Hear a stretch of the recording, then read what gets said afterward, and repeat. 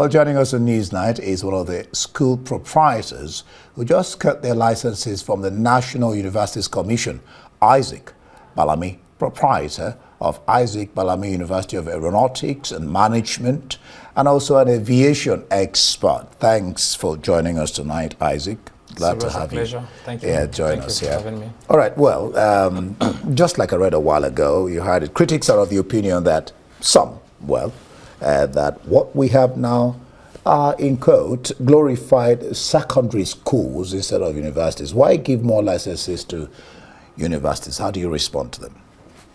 Well, for us, I don't know about any other person or any other organization. The Isaac Balami University was birthed out of sheer passion for Nigeria and, of course, for Africa. At the age of 25, I was privileged to be elected as the national president of aircraft pilots and engineers, and I was the president for about 8 years. And in these 8 years, I had the privilege to work with about 6 to 7 aviation ministers. With that platform, I was able to access different parts of the world in terms of aviation conference, seminars, workshops, and I saw the deficit. When Aero sponsored me to Kansas in Wichita to do my manufacturer's course, I saw what learning was all about. How you can build aircraft, assemble these things, and today almost 90% of my classmates in other parts of the world are building aircraft. They're doing great things. And they weren't even the best in the class while I was in the US. Some of us were top in the class. So what we did was, before we applied to get the NUC license to float a university, already our partner, we have 7-star Global Hangar, where we're the first private independent in the entire West and Central Africa with the largest up-spec. We've done over 60 aircraft C checks and D checks, heavy aircraft maintenance, including the aircraft that the president flies, the AW139, and is flying successfully. For the first time in Africa, local Nigerians were able to get the manufacturer in Canada to tear the engine of the Pratt & Whitney engine apart to install a thermocouple in it. For the first time, that was done in Nigeria, in Africa.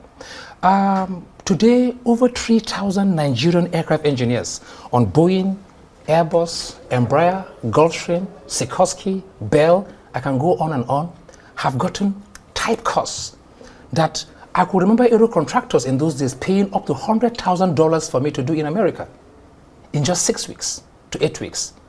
And that we've done up to 3,000 through Leadstream, our sister company, in Lagos. And we felt if we can do this, which I don't think Ethiopia or Kenya or South Africa or Morocco or Kenya has turned up such number of certified aircraft engineers on type. We felt, okay, why don't we just go all the way to get a university where what took me 20 years to learn as a young guy, living Zaria, going to the US, doing my master's in the UK, and now wrapping up my PhD in America, what can we do that within 5 years, if you come to the Isaac Balami University of Aeronautics, the university is in Oshodi, close to the airport, and the students have access to the hangar.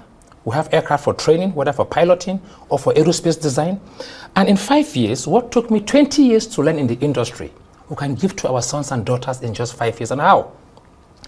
Every year, aside the Ramadan fast holiday and the Christmas holiday, this student will have access to the hangar every weekend and every other holidays. And when they are graduating, every year they have about 1,500 hours on a live aircraft login. Do you know what is aircraft engine change, engine overhaul, landing gear, airframe, structural repair, sheet metal works? And by the time your son or daughter is graduating from the Isaac Balami University of Aeronautics, the person has up to 7,000 to 10,000 hours on a live aircraft. Now, not Embry-Riddle, not Cranfield in the UK can give you that. 2, you're finishing with your pilot license, with your NCAA Nigerian license, and with your European license. And because we already have the license to train engineers on Boeing, Airbus, recognized by the manufacturer of those aircraft, it means that our children can also now have those foreign certifications. It means that from the day you are graduating, you're already employable, earning good amount of money. So it is not a dream, it's not what we intend to do. This is what we've been doing. NUC has just only given us a platform and recognized our effort at the university level. You've already delved into this issue of specifics. There's this idea, which is what you're talking about already, of creating what you will call specific or gray untouched areas like the University of Aeronautics and Management.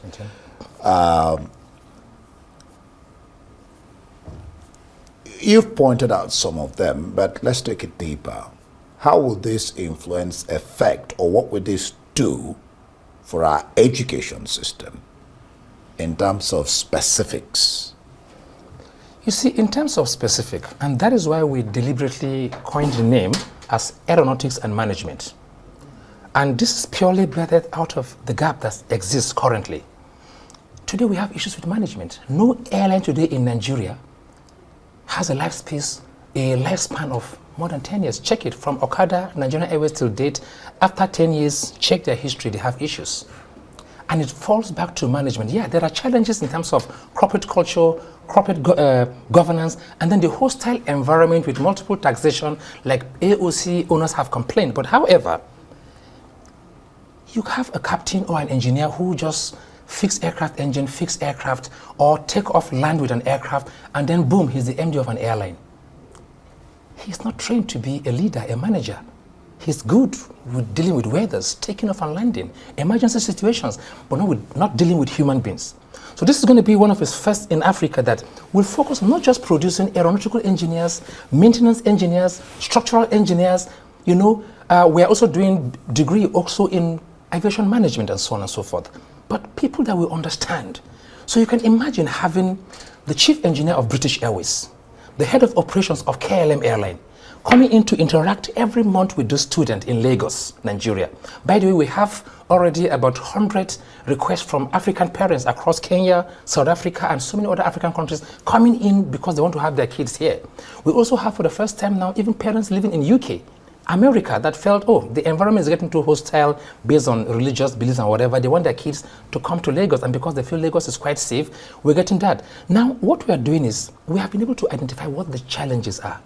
Having been the president for about 8 years of the pilot and aircraft engineers, having been in the industry for over 20 years now, having been privileged to be one of the first persons that is an aviator who now owns the biggest aircraft maintenance, repair and overhaul facility in the entire West and Central Africa in terms of maintenance capabilities.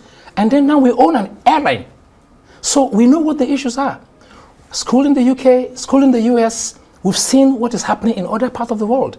So we know what the issues are. We are bringing a bespoke, a university that will solve problems, not just give you certificate, but sabi-ficate. Like you call it in pidgin language. What do you sabi?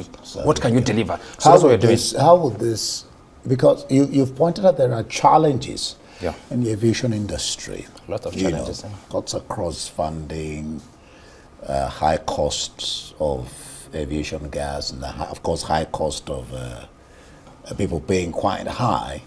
And then even Nigeria, as big as it is, called giant of Africa, we do not have an airline that we can really call our own. How will this change the narrative? Well, you see, it will change the narrative, and we believe that someday, when the government is ready, in 6 months to 12 months, we will have a national carrier. It's not rocket science. The people that have done it in other parts of the world are not more intelligent than Nigerians, and I believe that with what the minister is doing and the PAMSEC of the Federal Ministry of Aviation is doing, I think there's a light at the end of the tunnel. We might have gotten it wrong in the past, but there are people that are willing to help. And once the government reaches out to them, they will help, including myself. However, for me, we just have to keep on pushing on.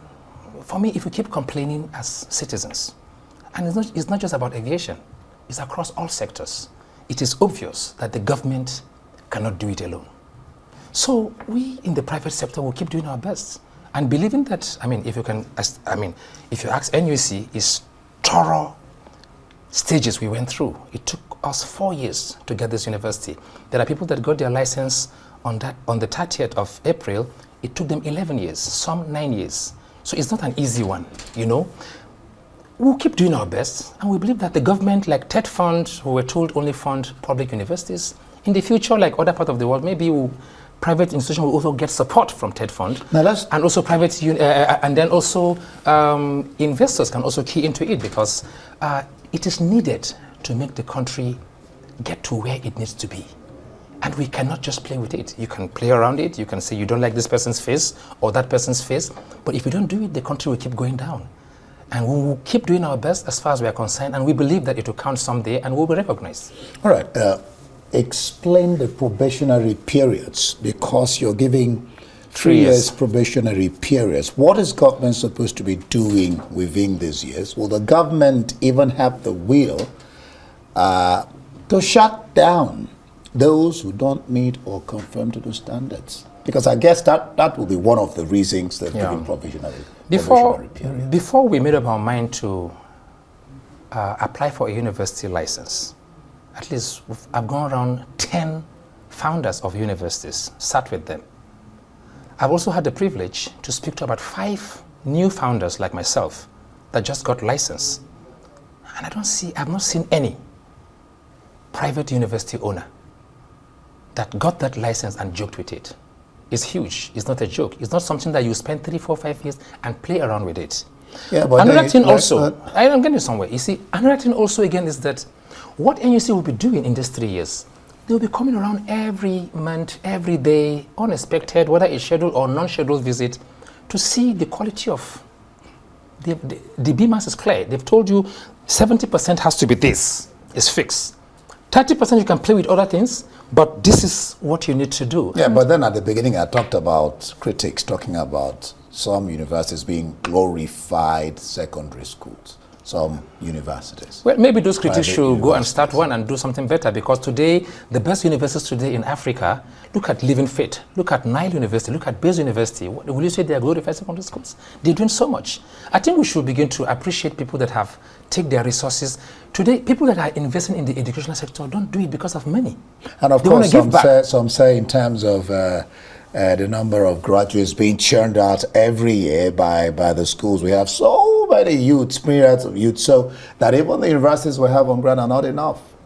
That is true. As I speak to you now, I think about 3.8 million Nigerians wrote JAM, and I don't think we have up to 400,000 capacity to admit this year.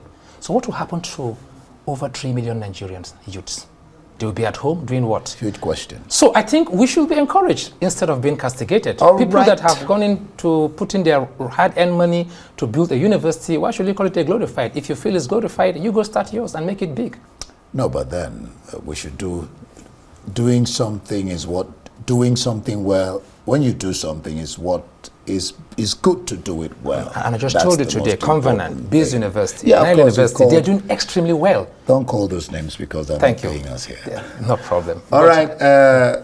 Thank you so much, Isaac Balami, proprietor of University of Aeronautics and Management, and also an aviation expert. Thank you for being on News. Thanks for having me.